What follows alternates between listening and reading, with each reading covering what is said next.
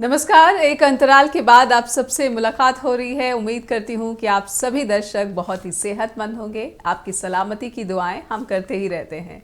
Straight talk एक ऐसा मंच है जो हमें आपसे मिलने का मौका देता है और इस मंच के जरिए मेरी ये कोशिश रहती है कि भारत समेत पूरे अंतर्राष्ट्रीय जगत में आम लोगों की समस्याओं और उनकी उलझनों पर एक सकारात्मक चर्चा हो।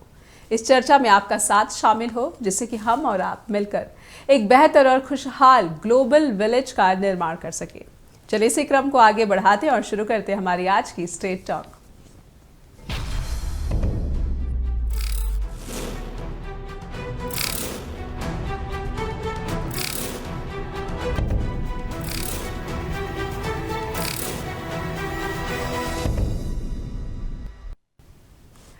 तो राहुल गांधी ब्रिटेन में हैं और उनके इस दौरे की भारत में खूब चर्चा हो रही है, खूब आलोचना भी हो रही है। इसलिए आइए हम आज ये समझने की कोशिश करते हैं कि राहुल गांधी ब्रिटेन से आखिर किस तरह की राजनीति कर रहे हैं। उनका विपक्षी दल के नेता के रूप में केंद्र सरकार की आलोचना करना, ये कहना कि भारत में सरकार के खिलाफ बोलने पर हमला किया जाता है और ऐसा ही बीबीसी के साथ भी हुआ।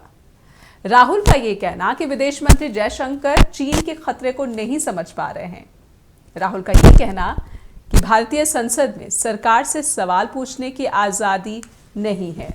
राहुल गांधी का ये कहना कि भारत में लोकतांत्रिक व्यवस्था खतरे में है।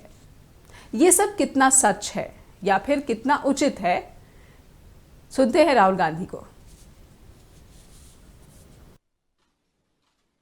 If someone is stronger, and the foreign minister of the country is saying it, you imagine he's saying China is stronger than us, so we can't fight with them. Acha, the British were stronger than us, so then we shouldn't not have fought with them. How would we ever get independence? How would we ever get independence if we had followed the BJP's principle and the RSS principle? That if they're stronger than us, if they're stronger, then we don't fight them out. We would be still ruled by the British. Right? So at the heart of their idea is cowardice. And that's the lesson for everybody, and including the people in India. As you said, डरो मत, डरने की कोई जरूरत नहीं इनसे. There's nothing to be scared of. And in fact, the way I look at it, the more they attack me, the better that is for me.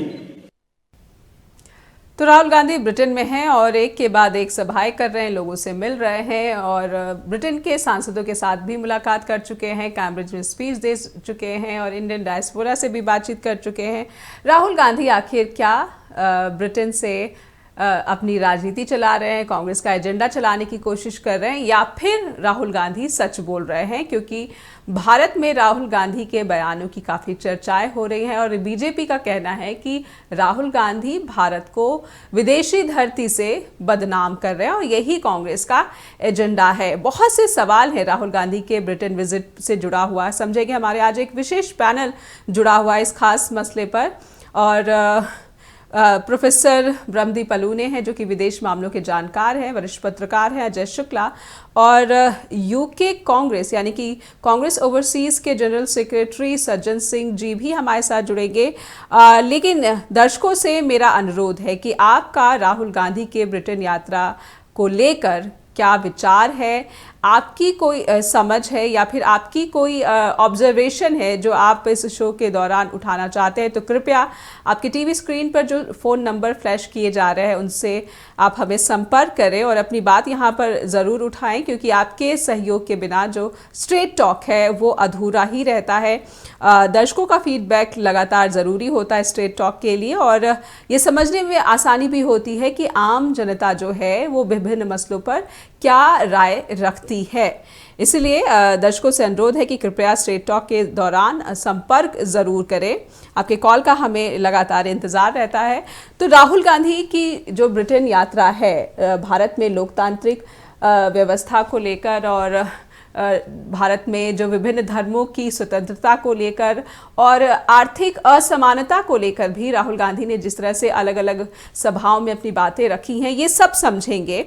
हमारे साथ जो पैनल जुड़ा हुआ है, आइए उनका स्वागत कर लेते हैं स्ट्रेट टॉक में। हमारे साथ जुड़ चुके हैं विदेशी मामलों के जानकार हैं प्रोफेसर ब्रह्मदीप अलूने। प्रोफेसर, बहुत बहुत स्वागत है आपका। और हमारे साथ जुड़ चुके हैं यूके कांग्रेस के जनरल सेक्रेटरी हैं सज्जन सिंह, उनका भी आइए वेलकम कर लेते हैं। बहुत बहुत स्वागत है आपका। और हमारे साथ वरिष्ठ पत्रकार अजय शुक्ला भी जुड़ रहे हैं। शुरुआत मैं सज्जन सिंह जी आपसे करना चाहती हूँ, क्योंकि आप ओवरसीज़ कांग्रेस के साथ जुड़े हुए हैं, तो मैं समझना चाहती हूँ कि ये किस तरह की ब्रिटेन नीति है कांग्रेस की, जिसमें आलोचनाएं भी हो रही हैं राहुल गांधी की देश में। सज्जन सिंह जी। देखो नेहा जी, सबसे पहले तो आपके सभी दर्शकों को मेरी तरफ से नमस्कार जी। जहां तक आलोचनाओं की बात है, आलोचना होना, आलोचक कौन है? आम आदमी या इंडियन डायस्पोरा आलोचक है या बीजेपी का कार्यकर्ता आलोचक है? बीजेपी का कार्यकर्ता तो अभी तक नेहरू का भी आलोचक है, जब से नरेंद्र मोदी जी सरकार चला रहे हैं। लेकिन अगर कुछ भी हो जाता है तो वो कहते हैं कि जी ये नेहरू ने वो किया था इसलिए हो रहा है। तो आलोचक के होना एक अलग बात है। या तो आलोचक कोई आम आदमी है, या आलोचक एक बीजेपी का कार्यकर्ता है, या आरएसएस का कार्यकर्ता है। मैं आरएसएस और बीजेपी के कार्यकर्ता की आलोचना को आलोचना ही नहीं मानता हूं, क्योंकि उनका एजेंडा है ये कि हु इज राहुल गांधी। कुछ ना बोलेगा तो उन्होंने तो भी आलोचना करनी है, कुछ भी बोलेंगे तो भी आलोचना करनी है जी। हाँ, अगर कोई आम हिंदुस्तानी किसी बात की आलोचना करता है तो उसको हम समझते हैं कि वो आलोचना है। जी। सज्जन सिंह जी, सांसदों के साथ, ब्रिटेन के सांसदों के साथ सभा की राहुल गांधी ने। फिर अब एक चैथम थिंक टैंक है, चैथम हाउस, वहाँ पर भी उन्होंने कहा है कि भारत में असमानता है, लोगों को अधिकार नहीं मिल रहे हैं, और यहाँ तक कि विपक्ष की भी आवाज़ जो है वो दबा दी जाती है, हमले किए जाते हैं अगर सरकार के खिलाफ बोला जाता है। तो ये सब जो बातें हैं, कहीं ना कहीं देश में जो नेगेटिव एनर्जी है उसी का प्रचार लग रहा है राहुल गांधी की तरफ से, क्योंकि वो विपक्ष के नेता है और कांग्रेस के बारे में ये भी सवाल उठा है जी। ये सच्चाई है। अगर मीडिया की आवाज को हिंदुस्तान में दबाया जा रहा है, आपने अभी 3 दिन पहले सुप्रीम कोर्ट का अगर डिसीजन सुना हो जी, जिस तरीके से ये नियुक्ति हुई थी चुनाव आयुक्त की, ये आपको क्या लगता है कि ये हिंदुस्तान में जो हो रहा है वो पूरे संसार को नहीं पता है? ऐसा क्यों लगता है कि वहां जाके कोई बात हो गई ब्रिटेन में तो ही हिंदुस्तान के खिलाफ है? पूरे हिंदुस्तान में जो हो रहा है वो संसार वैसे ही देख रहा है। क्या संसार नहीं देख रहा है? क्या संसार सुप्रीम कोर्ट की न्यूज नहीं सुन रहा है? सुप्रीम कोर्ट ने जो कमेंट दिए वो नहीं सुन रहा है? सब कुछ तो सुना जा रहा है, पूरे संसार को सब कुछ पता है। ये तो सिर्फ क्या है कि कोई आदमी कहीं कुछ ना बोले, मोदी मोदी करता रहे तो ठीक है। अगर उसके अलावा कोई भी कुछ बोलता है, विपक्ष की आवाज को दबाया नहीं जा रहा है क्या? आपको नहीं लगता है विपक्ष को बोलने नहीं दिया जा रहा? ईडी के छापे किस किस पे पड़ते हैं, इलेक्शन कैसे करवाए जा रहे हैं, सारे जो हिंदुस्तान के इंस्टीट्यूशनल हैं, जो लोकतंत्र को जिंदा रखने के लिए जो संस्थाएं हैं, हर संस्था को कंट्रोल किया जा रहा है जी। तो राहुल गांधी जी क्या झूठ क्या बोल रहे हैं इसमें जी? वो तो यहां भी ये बोलते हैं। अगर सच बोलना गुनाह है तो मैं तो राहुल गांधी को एक बहुत बहादुर सिपाही और हिंदुस्तान का एक बहादुर आदमी मानता हूं कि कम से कम वो आदमी खड़ा होकर सच बोल तो रहा है। प्रोफेसर ब्रह्मदीप अलूने, मैं आपसे समझने की कोशिश करूंगी कि जैसा कि सज्जन सिंह ने कहा कि सच बोल रहे हैं राहुल गांधी और इसीलिए उनका स्वागत किया जा रहा है सभी जो स्टेक होल्डर्स हैं ब्रिटेन में उनके तरफ से। और मैं समझूंगी सज्जन सिंह से बाद में, लेकिन कि प्रवासियों की तरफ से राहुल गांधी को कितना वार्म वेलकम मिल रहा है। लेकिन उससे पहले प्रोफेसर ब्रह्मदीप अलूने, मैं आपसे ये समझना चाहती हूँ कि कांग्रेस की ब्रिटेन नीति क्या है और राहुल गांधी क्या इसी नीति पर आगे चल रहे हैं या फिर राहुल गांधी अलग दिखते हैं थोड़े बहुत? नेहा जी, राजनीति में एक सिद्धांत है कि वाद प्रतिवाद और उससे विचार निकलता है। तो दरअसल जब से भारत बना है तो भारत में एक वाद होता है, उसके प्रतिवाद की हमेशा सम्मान किया जाता है। पंडित नेहरू से लगातार ये नीतियां चलती रही और जो महात्मा गांधी, उन्होंने तो ये कहा भी था कि असल आजादी वो होती जब यदि अभिव्यक्ति की आजादी नहीं हुई तो फिर हमको कोई भी आजादी हमारे लिए काम नहीं कर सकती। पिछले कई दिनों से या कई सालों से हम देख रहे हैं कि जो भारत के प्रधानमंत्री नरेंद्र मोदी, वो विदेशों में जाते हैं, भारत के लोकतंत्र की बात करते हैं, भारत के जो प्रधानमंत्री है उन पर उनका नजरिया रखते हैं। वो कई बार ऐसा भी होता है कि पंडित नेहरू पर भी कहा, प्रधानमंत्रियों की नाकामियों पर भी बात हुई।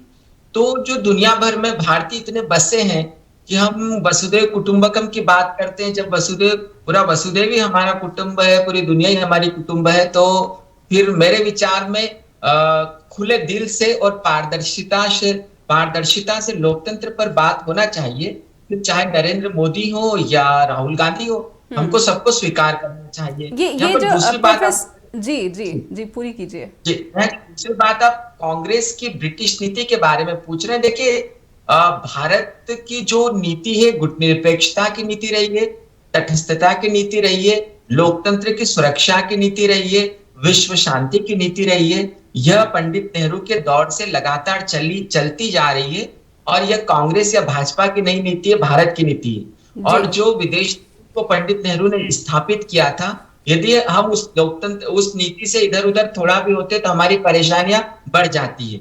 इसलिए हम उसी नीति पर चल रहे हैं जो हमारी एक लगातार नीति थी। और उसका फायदा देखिए, रूस और जो यूक्रेन का वार चल रहा है तो वहां पर भी हम तटस्थता से खड़े हैं। हम किसी भी राष्ट्र के साथ युद्ध में भाग नहीं लेते हैं। तो कांग्रेस की कोई अलग से नीति नहीं है। मुद्दा यह है कि लोकतंत्र को कितने खुले दिल से हम संवाद में लाते हैं, इसको स्वीकार करने की बात है। बदलते दौर में इसके चरित्र में थोड़ा सा बदलाव आया है, समस्या यहीं से खड़ी हुई है। एक छोटा सा ब्रेक ले लेते हैं। और आपने जो कहा है कि ये भारत की ब्रिटिश नीति रही है या फिर विदेश नीति रही है कि गुट निरपेक्षता के रास्ते पर चलना चाहिए, और यही होता रहा था, लेकिन पिछले कुछ वर्षों से बदलाव आया है और यहीं से समस्या का आगाज भी हुआ है। हमारे साथ वरिष्ठ पत्रकार अजय शुक्ला भी बने हुए, उनसे भी समझेंगे कि कांग्रेस की बारीकियां वहां से विदेशी धरती से क्या नजर आती हैं। लेकिन एक छोटा सा ब्रेक ले लेते हैं और ब्रेक के बाद मिलते हैं आपसे। ब्रेक के बाद फिर से स्वागत है आपका। आप देख रहे हैं स्ट्रेट टॉक, और स्ट्रेट टॉक में आज का विषय है कि राहुल गांधी क्या ब्रिटेन की धरती से राजनीति कर रहे हैं, कांग्रेस का एजेंडा चला रहे हैं, या फिर देश की जो समस्याएं हैं उसी पर चर्चाएं कर रहे हैं, उसी पर बातचीत कर रहे हैं और एक विजन पेश करने की कोशिश कर रहे हैं कांग्रेस की तरफ से कि वो इन समस्याओं पर क्या विचार रखते हैं और क्या कर सकते हैं। एक विजन भी सुझाने की कोशिश की जा रही है उनकी तरफ से, जहां तक मेरी समझ है। हमारे साथ वरिष्ठ पत्रकार अजय शुक्ला बने हुए हैं, आइए उनसे समझने की कोशिश करते हैं कि सर, राहुल गांधी जिस तरह से एक के बाद एक ब्रिटेन में स्पीच दे रहे हैं, भाषण दे रहे हैं, बातचीत कर रहे हैं, हर मसले पर खुलकर बोल रहे हैं, आपको क्या लगता है ये कांग्रेस का क्या एजेंडा है? भारत को वाकई में बदनाम किया जा रहा है? देखिए, मुझे लगता है मैं सज्जन सिंह जी की बात से और प्रोफेसर साहब की बात से सहमत हूं पूरी तरह से। और मैं एक चीज कहूंगा कि कांग्रेस को पहले सबसे बड़ी चीज एक समझनी पड़ेगी। कांग्रेस जो है, भारत को बनाने में, भारत को आजाद कराने में किसका योगदान है? यदि हिंदुस्तान के अंदर किसी एक पार्टी का योगदान है तो उसका नाम है कांग्रेस। और जब आजाद हुई, आजाद होने के बाद में हिंदुस्तान को बनाने और दुनिया भर में उसे रिकॉग्नाइजेशन दिलाने में किसका योगदान है? कांग्रेस और कांग्रेस के नेताओं का। तो जो कांग्रेस जो आज का भारत है उसकी जननी है और उसको आजाद कराने वाली है, लड़ने वाली है, उसके लिए त्याग करने वाली, संघर्ष करने वाली, क्या वो उसको बर्बाद करेगी, बदनाम करेगी या खत्म करेगी? कोई भी, सज्जन जी हो, बलूनी साहब हो, हम हो, आप हो, हमने यदि कोई घर बनाया होता है तो कम से कम हम तो उसे नहीं गिरा सकते, और हमें सबसे ज्यादा दर्द होगा यदि वो गिरेगा। तो स्वाभाविक सी बात है। तो कांग्रेस का ये बेसिकली दर्द है कि जो हिंदुस्तान में हो रहा है, और कांग्रेस के जो गांधी और नेहरू परिवार के वारिस हैं राहुल गांधी, वो लगातार देश की ही तो बात कर रहे हैं। और फिर रही बात राजनीति, तो राजनीति, वो राजनीतिज्ञ है तो राजनीति ही करेंगे, लेकिन कंट्री को लेकर के वो बहुत संजीदा है। आप बताइए, यदि कंट्री डेमोक्रेसी में मजबूत होगा तो किसको, डेमोक्रेसी हमारी अच्छी होगी तो कंट्री मजबूत होगा, दुनिया में हमारा सम्मान होगा। हमारे प्रधानमंत्री नरेंद्र मोदी दुनिया भर में जाते हैं तो अपने आप को यही तो कहते हैं, मदर ऑफ डेमोक्रेसी। तो जिस देश पर आप ये शब्द कहते हो, दुनिया का सबसे बड़ा लोकतंत्र कहते हो, वो तो बनाया कांग्रेस ने। जिस संविधान के बूते आज आप इस कुर्सी पर बैठे हो और उसके कारण आपको यह अवसर मिला जिसको आज आप कमजोर करते हो, तो फिर उस स्थिति में वो बनाया कांग्रेस ने है। जो सारी चीजें जिस विदेश नीति के बूते दुनिया के 125 देश पंडित नेहरू के पीछे खड़े होते थे, वो कोई G20 के अध्यक्ष नहीं थे कि रूटीन में, रोटेशन में चेंज होता है उसका प्रेसिडेंट। वो जिस दिन बना गुटनिरपेक्ष आंदोलन, उस दिन के बाद से उनके अंतिम सांस तक वही उसके प्रमुख रहे, श्रीमती गांधी भी रहे। उनकी बहन पंडित विजयलक्ष्मी पंडित दुनिया की पहली महिला अध्यक्ष थी संयुक्त राष्ट्र संघ की। तो आप इन सारी बातों से समझ सकते हैं कि डेमोक्रेसी को कितना उस परिवार ने और कांग्रेस पार्टी ने मजबूत किया और दुनिया में मजबूत करने में हेल्प की। तो आप इससे समझ सकते हैं, तो वो शख्स तो बदनाम नहीं कर सकता। रही बात, हम लोग डिजिटल एरा में जी रहे हैं। मैं बैठ के चंडीगढ़ में कुछ बोलूं या लखनऊ में कुछ बोलूं या चेन्नई में बोलूं या किसी गांव में बोलूं जाके, तो साहब ये डिजिटल उस पे बोलूंगा। कल करनाल में जो है मोहन भागवत कुछ बोल रहे थे और उसमें कह रहे थे कि ब्रिटिश के आने के पहले तक भारत की जो साक्षरता थी, एजुकेशन दर थी, वो 70% थी और बेरोजगारी शून्य थी, 0 थी। अब आप एक चीज समझिए, जब आप ये कहते हैं तो ब्रिटिश शासन आने के पहले किसका शासन था? मुगलों का शासन था। तो आप तो इसका मतलब मुगलों के शासन को बेस्ट बता रहे हैं। दूसरी तरफ आप उन्हें बदनाम करते हैं जी। उसी दौर के सारे जो ये बने हुए पुराने ऐतिहासिक इमारतें हैं, उनको नाम पर जो है हमारे यहाँ रेवेन्यू आता है पर्यटन का।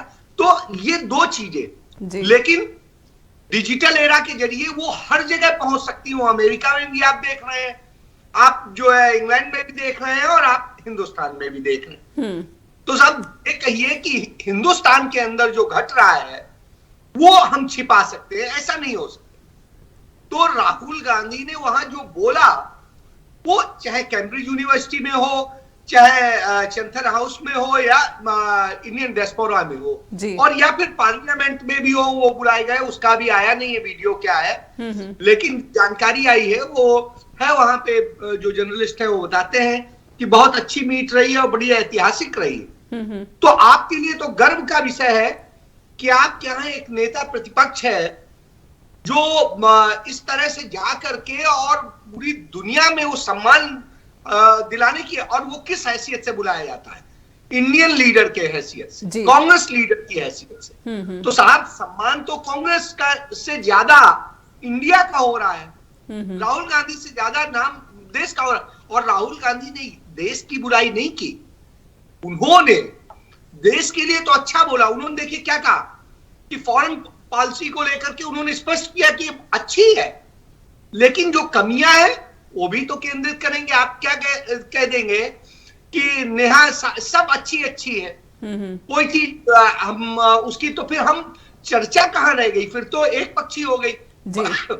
बलूनी साहब कह रहे थे कि पंडित नेहरू के समय से होता था या गांधी जी के समय से होता था कि जब तक दोनों पक्ष नहीं आएंगे आप कैसे होंगे? तो लेकिन उन्होंने कोई भी चीज देश के खिलाफ नहीं की।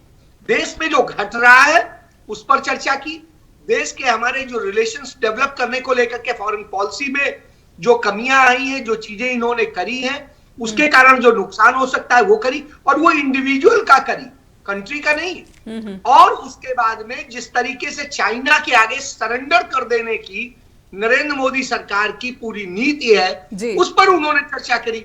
तो मुझे नहीं लगता कि उन्होंने कहीं कोई ऐसी बात कही जो पब्लिक डोमेन में पहले से मौजूद नहीं है जी। तो ये इससे आप एक अच्छा, ये कोई वन वे ट्रैफिक नहीं था। जितनी जगह राहुल गांधी ने चर्चा की है सब जगह टू वे था। यदि वो गलत बोलते तो दूसरा व्यक्ति उनको उस तरह से टोकता, और जहां जहां वो बोले हैं तो आप देखिए, मैं उस पे देख रहा था जो इंडियन जर्नलिस्ट एसोसिएशन में बोल रहे थे, तो एक 60 के दशक के जर्नलिस्ट थे और जो पंडित नेहरू से भी और श्रीमती गांधी से और सबसे मिले हुए थे, उनके लेक्चर जब वहां हुए थे तो वो बता रहे थे उन्होंने राहुल गांधी से सवाल किया कंट्री को लेकर के, उन्होंने उसका जवाब भी दिया कि मैं कंट्री को कोई नहीं वो कर रहा हूं। तो ये चीज समझने की जरूरत है कि राहुल गांधी का एक एक शब्द वास्तविकता का है, सच्चाई का है, पहली बात देश की पॉलिसीज पर है, और तीसरी चीज कि पूरे कैनवास में वो पूरी एक एक चीज को दिखाते हैं, बताते हैं, तो कहीं झूठ तो है नहीं। तो ऐसी स्थिति में अब कोई कुछ भी कहे, फिर उस जगह तो मैं चूंकि वो हूं तो रामचरितमानस में एक जगह लिखा है कि जाकी रही भावना जैसी तब मूर्त देखी तैसी। तो कमोवेश वही स्थिति है कि अब जिसकी जैसी भावना वैसा देखेगा, क्या कर सकते हैं। लेकिन राहुल गांधी ने सही मुद्दे उठाए। जी जी, एक छोटा सा ब्रेक का वक्त हो रहा है, तो ब्रेक लेंगे और जब ब्रेक से लौटेंगे तो सज्जन सिंह हमारे साथ बने हुए हैं, उनसे ये समझेंगे कि यूके ओवरसीज कांग्रेस में वो हैं, जनरल सेक्रेटरी हैं, लेकिन राहुल गांधी के आने के बाद से क्या प्रवासियों का जो वार्मथ है या फिर जो गर्मजोशी दिखी है राहुल गांधी की तरफ, ये समझेंगे सज्जन सिंह से। लेकिन एक छोटे से ब्रेक के बाद लौटते हैं। ब्रेक के बाद फिर से स्वागत। आप देख रहे हैं स्ट्रेट टॉक। स्ट्रेट टॉक पे हम समझने की कोशिश कर रहे हैं कि राहुल गांधी का ये ब्रिटेन दौरा आखिर क्या यहाँ पर मैसेज देने की कोशिश की जा रही है राहुल गांधी की तरफ से। हमारे साथ एक विशेष पैनल बना हुआ है, सज्जन सिंह जी मौजूद है हमारे साथ, जो कि यूके ओवरसीज कांग्रेस के जनरल सेक्रेटरी हैं। सज्जन सिंह जी, वहाँ पर पिछली बार भी राहुल गांधी गए थे और जब गए थे वहाँ से जो बातें की थी प्रधानमंत्री नरेंद्र मोदी के बारे में, उसकी काफ़ी आलोचना हुई थी और कुछ इसी तरह की जो आलोचनाएं इस बार भी हो रही है। कितना फ़र्क आप देखते हैं राहुल गांधी पोस्ट यानी कि भारत जोड़ो यात्रा के बाद और भारत जोड़ो यात्रा से पहले? इस बार राहुल गांधी में क्या बदलाव देख रहे हैं आप?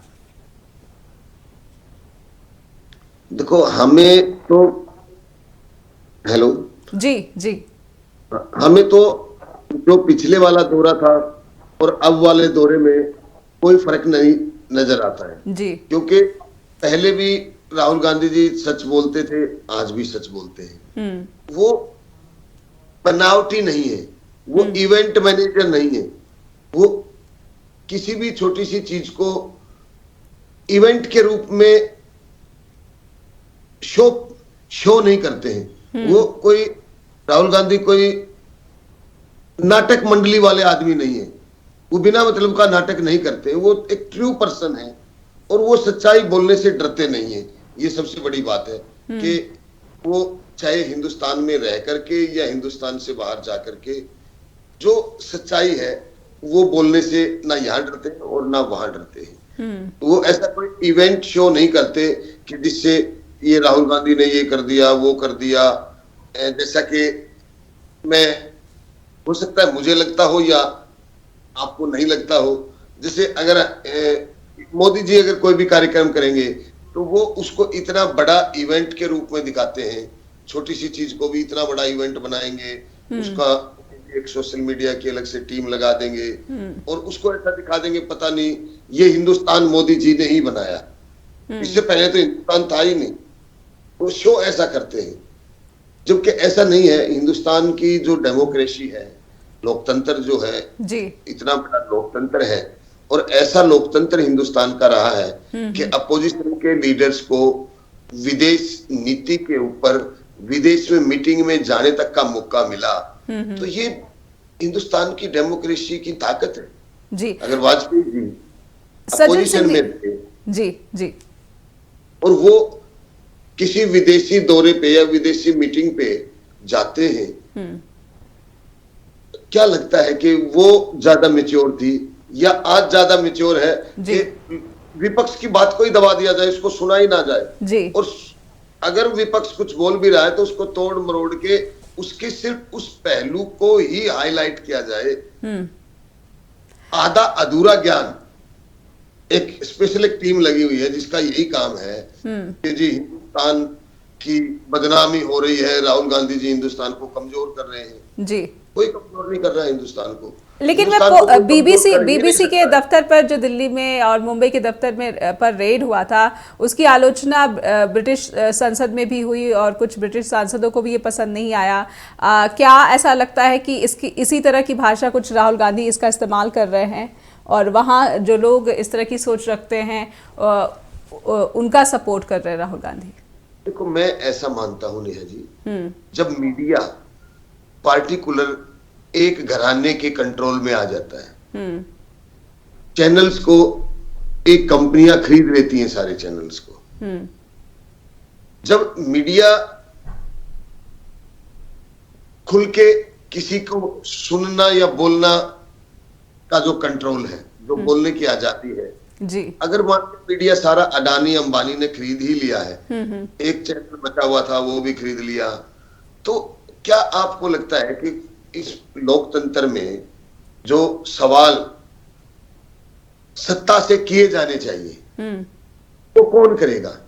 मीडिया तो नहीं कर रहा है। जो मीडिया अपना काम नहीं कर रहा है, अगर मीडिया अपना काम नहीं कर रहा है, विपक्ष भी अपना काम नहीं करेगा, तो कौन करेगा? जी, आपने बड़ी बात कही। और एक कॉलर जुड़ गए हैं, ये सुन लेते हैं वो क्या कहना चाहते हैं। जी, बहुत बहुत स्वागत है आपका स्ट्रेट टॉक में।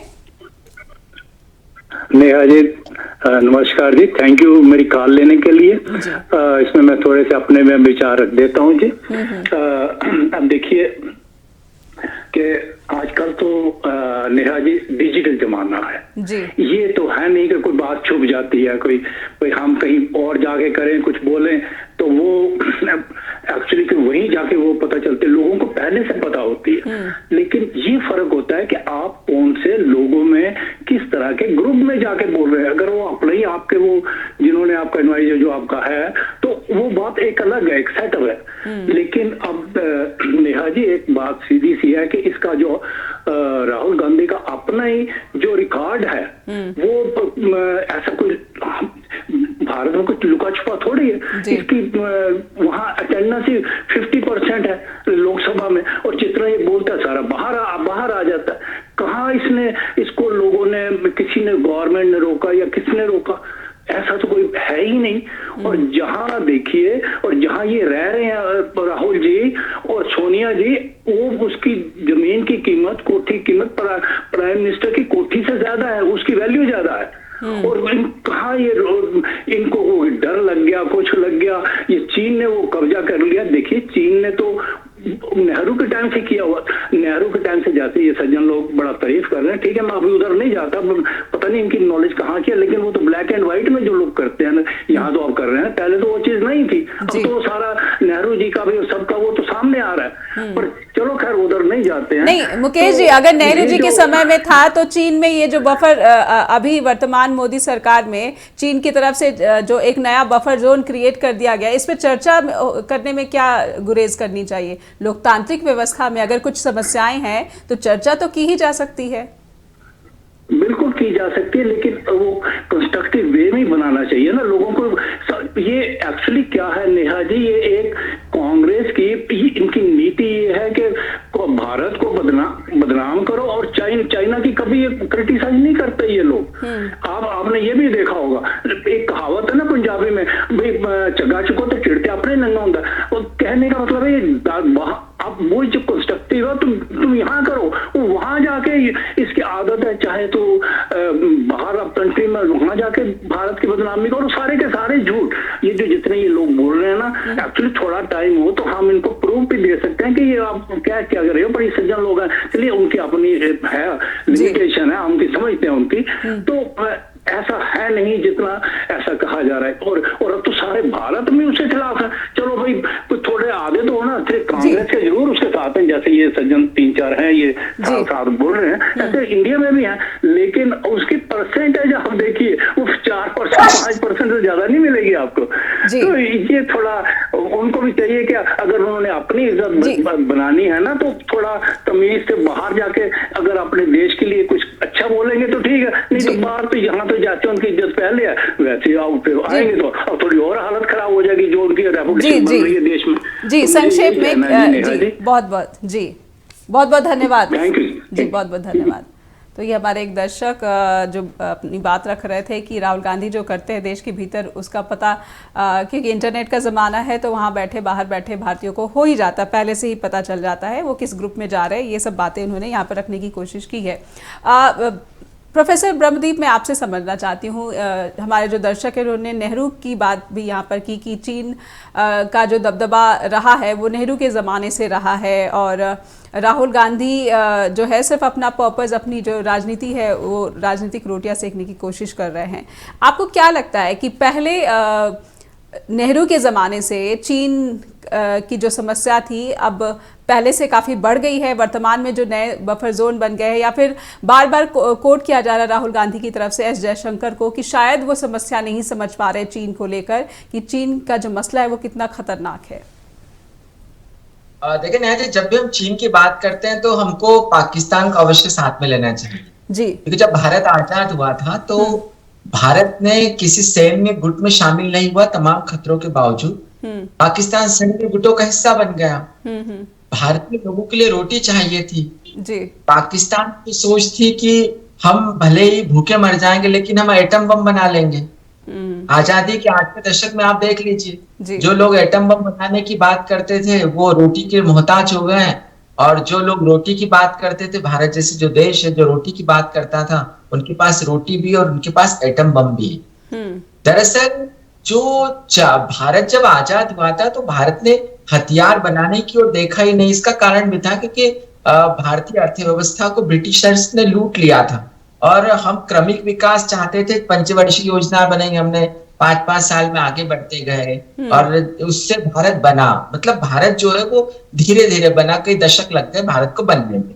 अब जहां तक चीन नीति की बात, चीन को लेकर नीति की बात है, तो देखिए इसको समझना पड़ेगा कि भारत जब आजाद हुआ तब से भारत के पास सैटेलाइट नहीं आ गए थे, वो तो हमारी योजनाओं के बाद आए, जब हमने श्रीहरिकोटा में कुछ स्थापित किया या ये सब किया। ये दौर भी नेहरू और इंदिरा जी का दौर था। दूसरी बात यह है कि चाइना पर सबसे पहला हमला किसने किया, तो देखिए चाइना के खिलाफ सबसे पहले नेहरू की अग्रगामी नीति थी। भारतीय अर्धसैनिक बलों को, जिसको सीआरपीएफ की जो बटालियनें थी या पुलिस थी, उसको भारत ने चाइना के खिलाफ वहां पर स्थापित किया था। ये बात और है कि चाइना जो एक कम्युनिस्ट देश है, एक आक्रामक देश है, और उसने अपनी सीमाओं से परे जाकर भारत पर हमला किया। अब ठीक है, ये हो सकता है कि यहाँ पर सामरिक तौर पर हमारी गलतियों के कारण चाइना ने हम पर हमला किया, समझ में आता है, हम पीछे रह गए। ठीक है, आजादी के इतने सालों के जाने के बाद या नेहरू की मृत्यु के तकरीबन 5 दशक बीत चुके हैं, 6वां दशक चलता है इवन। अब हम जहां पर खड़े हैं, तो देखिए मैंने कुछ दिनों पहले एक आर्टिकल भी लिखा था कि लेह और लद्दाख में गांव है, वो गांव जो है वो लेह जिले में आता था, लेकिन अब वो जो गांव है वो तकरीबन भारतीय सीमा से 52 किलोमीटर दूर है, वो चाइना में आता है।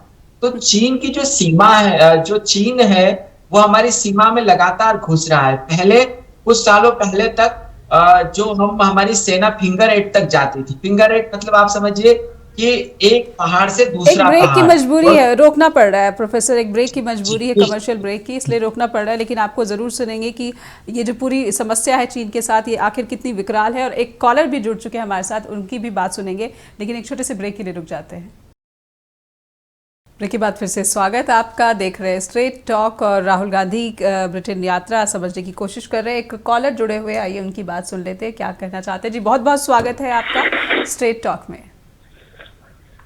हाँ जी, मैं सिर्फ यही पहली बात क्लियर करता हूँ जी। ये जर्नलिस्ट बैठे हैं शुक्ला साहब, उन्होंने कहा कि कांग्रेस ने ही आजादी दिलाई थी। पहले तो अपनी करेक्शन कराना चाहता हूँ। सिर्फ अकेली कांग्रेस नहीं थी, बोस, सुभाष चंद्र बोस बंगाल में था, पंजाब में सिखों ने भी और मुसलमानों में सबने अपनी अपनी कुर्बानियां दी हैं, सजाएं काटी हैं बकाल पानी में, बंगाली लोगों ने भी और सब लोगों ने। और अगर आप अकेली कांग्रेस की बात करें तो जस्टिस नहीं होगा बात की आजादी के लिए। और दूसरी बात ये, मैं इसी बात को आप जब बार बार कहेंगे तभी तो बीजेपी रोल डाल रही है कि हिंदू राष्ट्र होना चाहिए, हिंदू राष्ट्र होना चाहिए। ये बात मुझे समझ नहीं आती, जब संविधान में है कि सब धर्मों के साथ इकट्ठे रहना इस कंट्री ने, तो ऐसी बात क्यों बीजेपी लगा रही है। और दूसरी बात जो उन्होंने भगवत जी ने कही थी, अंग्रेजों से आने से पहले बहुत अच्छा हालत है, अंग्रेजों से आने से पहले थे महाराणा रंजीत जी का राज था। महाराणा रंजीत जी के राज के बारे में पता नहीं आप लोग क्यों नहीं बात करना चाहते, शायद क्यों डरते हैं ऐसी बात की। महाराणा जी ने 50 साल राज किया था, उस टाइम पे इकोनॉमी कैसी थी, क्या हालत थी इंडिया की, सब लोग जानते हैं। और दूसरी बात मैं ये कह रहा हूँ, बीजेपी के लिए कह रहा हूँ, देखिए आप वो जो है आपके लीडर उसको अंदर किया, कोई चीज कोई विटनेस कोई मिला नहीं कुछ भी। कर्नाटका में बीजेपी का जो आदमी है कितने करोड़ रुपया पकड़े गए हैं, वो दिखा रहे हैं टीवी पर बार बार, उसको कोई सजा नहीं, कोई एक्शन नहीं हो रहा है। और जो जिसके पास कोई मिला कुछ नहीं है, ये आपका जो है उसके ऊपर जो उसको अंदर कर दिया, उसके ऊपर ये हो रहा है वो हो रहा है, ये जो जस्टिस ये हो रहा है ना। दूसरी बात मैं अपना राहुल गांधी जी कहना चाहता हूँ, उनकी पार्टी को कहना चाहता हूँ, उनकी इंडिया में जहाँ जरूरत है, बजाय कि वहाँ इंग्लैंड में बैठे हैं उनको वहाँ प्रचार करें। इंडिया में उनकी जहाँ जरूरत है, ऑपोजिशन को बड़ा मजबूत होना पड़ेगा अगर आपने डेमोक्रेसी इंडिया में लेने आनी है। थैंक यू जी, बहुत बहुत धन्यवाद आपका। तो जितेंद्र वालिया का ये कहना, ये न्यूयॉर्क से बात कर रहे थे हमारे दर्शक कि भारत में इनकी सक्रियता की ज़्यादा ज़रूरत है और विदेशी धरती पर प्रचार प्रसार की कोई ख़ास तवज्जो शायद इसकी नहीं है। प्रोफेसर, मैं चाहती हूँ कि आप अपनी बात पूरी कीजिए। धर्मनिरपेक्षता की बात यहाँ पर हमारे दर्शक ने रखी और गुटनिरपेक्षता की बात आपने कही थी, तो जहाँ तक मुझे लगता है कि भारत शुरू से इस रास्ते पर चल रहा है, धर्मनिरपेक्षता, गुटनिरपेक्षता, और इस नीति को पिछले 9 सालों में काफ़ी जो है बदलने की कोशिश की गई। एक छोटी कॉल और ले लेती हूँ कि एक और दर्शक जुड़ने की कोशिश करे। जी, बहुत बहुत स्वागत है आपका।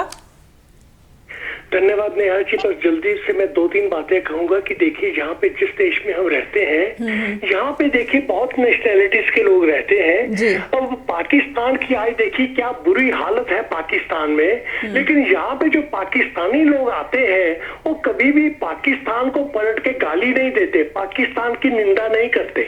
इसी तरह पिछले साल रशिया से तकरीबन 1 मिलियन लोग जो है वहां पुतिन से नाराज होके वो यहाँ पे आके बस गए, शिकागो में आ गए। लेकिन देखिए यहाँ पे आके वो कोई भी पुतिन की इस तरह निंदा नहीं करता जिस तरह राहुल अपना मुंह खोल रहा है।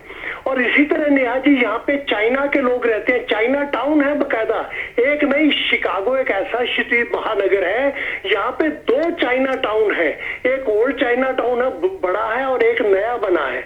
चाइनीज भी जो है इनको पता है कि चाइना जो है वो हर चीज में फेक है और दुनिया में उनकी जो पॉलिसी है किसी को एक्सेप्टेबल नहीं है, लेकिन वो भी लोग अपने देश की अपनी लीडरशिप की कोई निंदा नहीं करते। तो इसलिए मैं एक शब्द में ये कहूंगा, जो राहुल गांधी बाहर आके कर रहे हैं वो कोई सच्चाई नहीं है, वो गद्दारी है। आखिरी बात नेहा जी, ये भारत जो है ये कोई 100 साल 200 साल पहले नहीं बना। भारत में मराठा राजा राज करते थे, राजपूत राजा राज करते थे, समुद्रगुप्त, इस तरह पुराने जो वो ऐसे राजा थे जो विद्वान थे, जिन्होंने समाज को शिक्षा दी थी। उनके बिना पे भारत जो है किसी जमाने में सोने की चिड़िया कहा जाती थी कि जिस वक्त मुसलमानों ने लाइब्रेरी जलाई थी नालंदा की तरफ, तो देखिए कहते हैं ये महीनों तक लाइब्रेरी की आग नहीं थमी थी, इतना ज्ञान था, इतनी स्पष्टता थी उस वक्त भारत में। उन सब चीजों से राहुल गांधी बिल्कुल एकदम से दूर है। आज इन्होंने बाहर आके जो किया है वो देश के साथ गद्दारी की है। ऐसा व्यक्ति किसी देश में नहीं होना चाहिए। रहिए। भारत माता की जय। जी, बहुत बहुत धन्यवाद आपका। तो ये सतीश चंद्र शिकागो से बात कर रहे थे कि ये राहुल गांधी की गद्दारी, अगर वो भारत की बातें, जो नकारात्मक बातें यहाँ पर विदेशी धरती पर रखते हैं। प्रोफेसर, मैं चाहूंगी कि संक्षेप में आप बात पूरी कीजिए, फिर मैं चाहूंगी कि जी। सबसे पहले तो ये जो कॉलर है सतीश चंद्र जी, इनको अक्सर सुनते हैं मुझे सौभाग्य मिलता आपके कार्यक्रम में। तो सतीश चंद्र जी ये शायद उस बात को जानते होंगे कि नवाज शरीफ लंदन और शिकागो से बैठ के पाकिस्तान की सरकार को चला रहे हैं, और बेनजीर तो अमेरिका में रहकर पाकिस्तान की रोज आलोचना करती थी।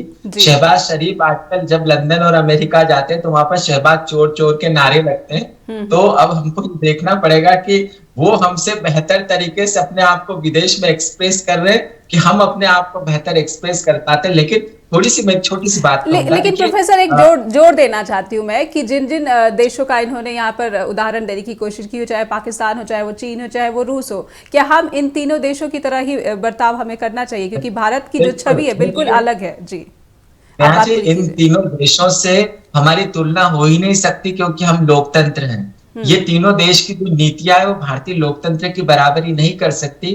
और यदि हम लोकतंत्र और अभिव्यक्ति के प्रति असंवेदनशील हो गए, नेताओं को तो छोड़िए, यदि लोग भी असंवेदनशील हो गए, तो ये कोई अच्छी बात नहीं। मैं छोटी सी बात कहूंगा नेहा जी, जिस पर मेरी बात कर गई थी। देखिए, कुछ सालों पहले तक हम फिंगर 8 तक जाते थे, हमारी सेना मुश्किल से 10-12 साल पहले तक भी हम जाते थे फिंगर 8 तक। अब एक फिंगर पहाड़ियों के बीच 4-4, 5-5 किलोमीटर का फासला होता है। तो फिंगर 8 के बजाय अब हमारी जो फौज है वो फिंगर 3 और फिंगर 4 तक जा रही है। इसका मतलब है कि नेहरू जी के मरने के कई दशकों के बाद भी आज भी हम पाकिस्तान को लेकर तो बड़े आक्रामक भाषा में हमारे जो राजनेता है वो बोलते हैं। हाँ, चाइना को लेकर तो आक्रामक भाषा का उपयोग क्यों नहीं करते? इसका मतलब जाहिर सी बात है, जैसा राहुल गांधी ने कहा कि समस्या को समझना तो चाहिए कि चीन हमारी धरती पर कब्जा कर रहा है। अजय शुक्ला जी के पास जाना चाहूंगी, समय बहुत कम शेष रह गया है, तो मैं चाहूंगी कि 2 लाइन में आपकी तरह से आप किस तरह से देखते हैं ये जो आरोप लग रहा है राहुल गांधी की बातों को लेकर।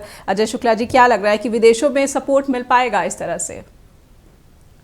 बिल्कुल, देखिए, सबसे तो बड़ी समस्या ये है कि लोग जो जिस तरह बता रहे हैं उस तरह की स्थिति नहीं है। राहुल गांधी वहां कोई राजनीति करने नहीं गए, वो फेलो प्रोफेसर हैं कैम्ब्रिज के, फेलो है, चूंकि विजिटिंग प्रोफेसर है।